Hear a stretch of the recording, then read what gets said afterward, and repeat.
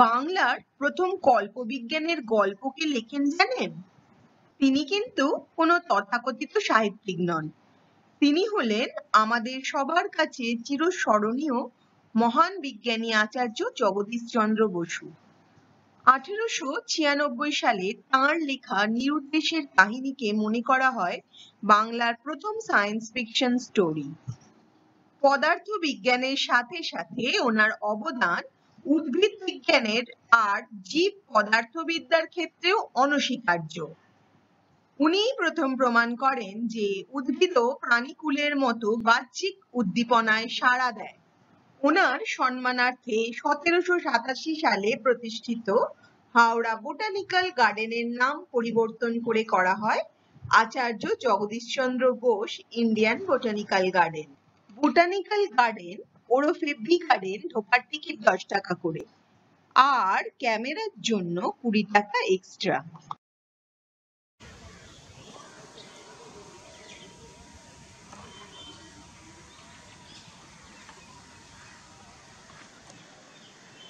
চলুন ঘুরে দেখা যাক। বাগানটি 1787 সালে ইস্ট ইন্ডিয়া কোম্পানির একজন সেনা অফিসার কর্নেল রবার্ট কিড দ্বারা প্রতিষ্ঠিত হয়েছিল। প্রাথমিকভাবে বাণিজ্যিক মূল্যের নতুন গাছপালা যেমন সেগুন এবং বাণিজ্যের জন্য মশলা বাড়ানোর উদ্দেশ্যে।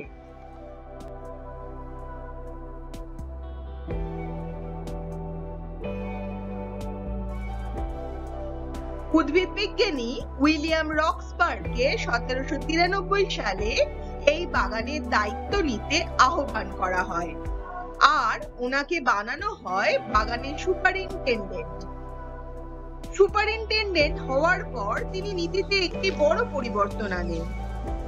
উনি বিভিন্ন বাগানের বিভিন্ন উদ্ভিদের নমুনা সংগ্রহ করে তার ক্যাটালগ বানাতে শুরু করেন, যার কাজ শেষ হয় 1814 সালে। আর এই ক্যাটালগের নাম হোর্টাস বেঙ্গলেন্সিস।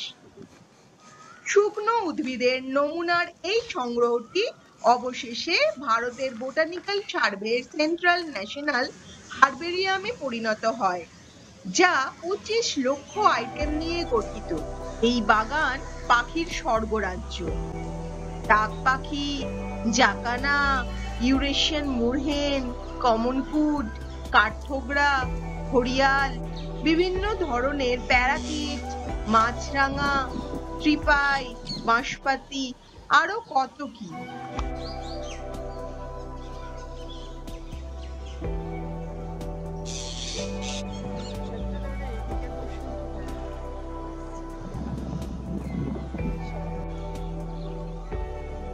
$270 একরের এই বোটানিক্যাল গার্ডেনের অভ্যন্তরে গাছে গাছে অসংখ্য পাখির সাথে কিছু প্রাণীদেরও দেখা যায়, যেমন রয়েছে জ্যাকেল, ভারতীয় মঙ্গুস এবং ভারতীয় শিয়াল।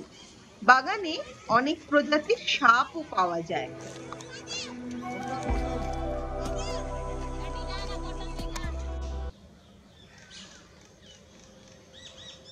বাগানটি মোটামুটি ভ্রমণার্থীদের জন্য সকাল 8টা থেকে 5টা পর্যন্ত খোলা থাকে।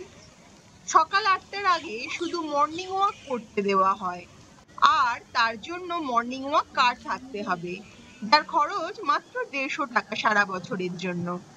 তাই যদি আপনি সকাল সকাল এখানে বার্ডিং করতে আসতে চান, তাহলে 150 টাকা খরচ করে একটা মর্নিং ওয়াক কার্ড বানিয়ে ঢুকতে পারেন।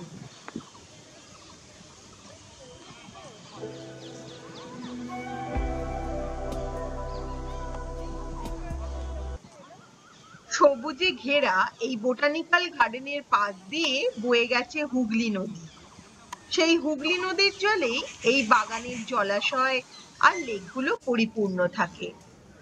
এখানে বিভিন্ন ধরনের ভেষজ উদ্ভিদ, প্রায় 28 রকমের বাঁশ গাছ, অনেক ক্যাকটাস, ফুলের গাছ, তাল জাতীয় গাছ, পাইন, অর্কিড, ওয়াটার লিলি, আরো প্রচুর বড় বড় গাছ আছে।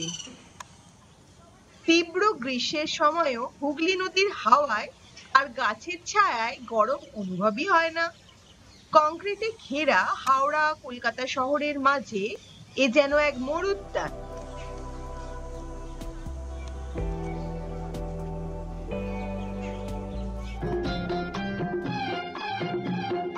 লুক ছিপ যাও না। 70-এর দশকে অমিতাভ বচ্চন আর রেখা অভিনীত দো আঞ্জানে সিনেমাটির শুটিং এই বি গার্ডেনেই হয়েছিল।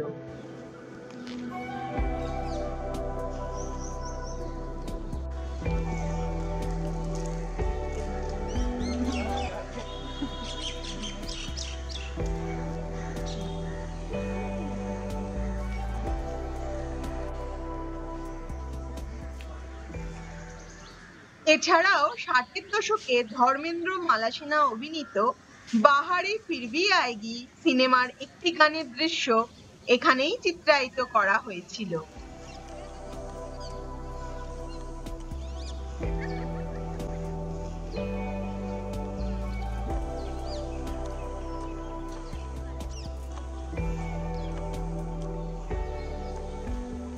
অপর্ণা সেন পরিচালিত ইতি মৃণালিনী সিনেমার শুটিং এখানে হওয়ার কথা ছিল, কিন্তু হাইকোর্টে একটি আবেদনের জেরে তা আটকে যায়। আর কোর্টের নির্দেশে এখানে বাস্তুতন্ত্রকে রক্ষা করতে সিনেমার শুটিং, কোনো রকম পিকনিক, জুড়ি গান বাজানো, মদ্যপান, ধূমপান এই পার্কে আইনত নিষিদ্ধ হয়ে যায়।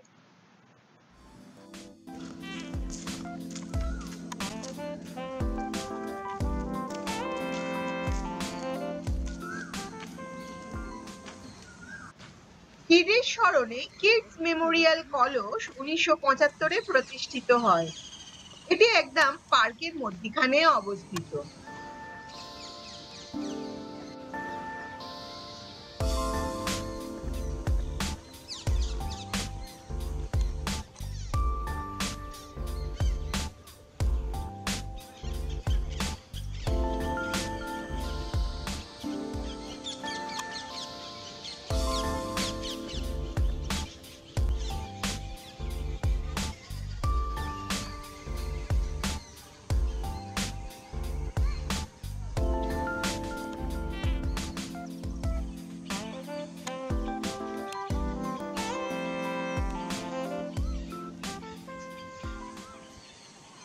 এখানে জলাশয়ে অনেক কচ্ছপ দেখা যায়, যদিও আমরা এবার দেখতে পাইনি, কারণ জোয়ারের জন্য জল বেশি ছিল।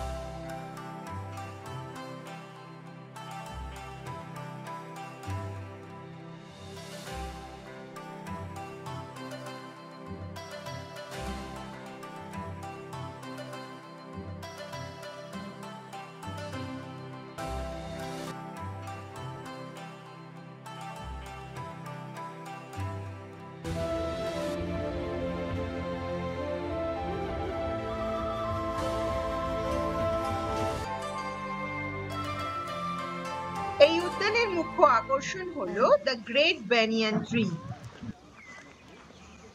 250 বছরের পুরানো 18,900 স্কোয়ার ফুট নিয়ে বিস্তৃত এই বিরাট বটগাছ অনেক ঝড়ঝাপটা নিজের বুকে নিয়েছে। 1925 সালে এর মূল কাণ্ডটি নষ্ট হয়ে যাওয়ায় কেটে ফেলতে হয়, কিন্তু আশপাশ থেকে বের হওয়া তার ঝুড়িগুলি আজও রয়েছে আর আরো বেড়ে চলেছে।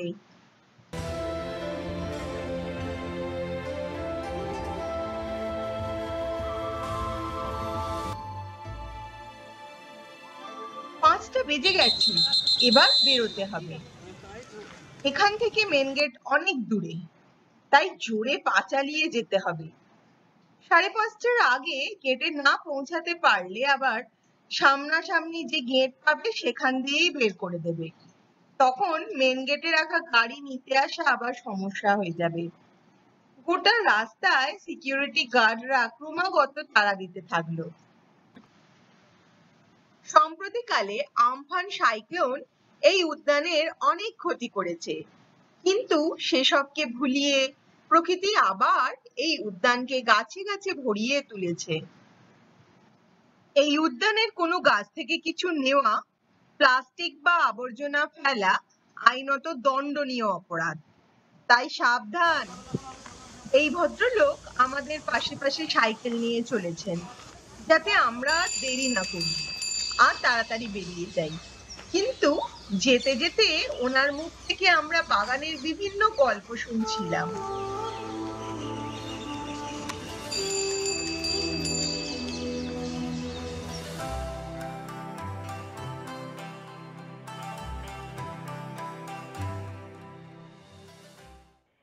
এখনো যদি আপনি আমাদের চ্যানেলটি সাবস্ক্রাইব না করে থাকেন তাহলে প্লিজ করে দিন।